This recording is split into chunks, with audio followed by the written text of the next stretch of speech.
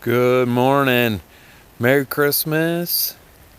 Happy New Year coming up this weekend. Out here on the line.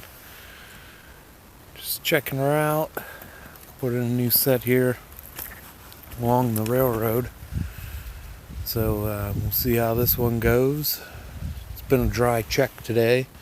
So I'm going to adjust some things and move some stuff around. Boy, it just makes me want to go kayaking, seeing how much water's down there. But, yep, I'll catch up with you guys here on the next set and show you guys what I'm working with down there. Found a little surprise. So, talk to you here in a bit. Alrighty, guys, welcome back. We're probably about a quarter mile from where we last picked up a whole other train trestle. This goes out around, comes back to where we started. But I just want to show you this. I found it pretty sweet that if you guys look at how far this rotted tie is, okay, and just take a look at this rotted tie, and we'll walk across here real quick. But check this out. And that one on the metal right there, that thing's fresh. That was not here yesterday. That little bit and that little bit with the hair, they were fresh. They were pretty fresh yesterday. They were probably like the other night. But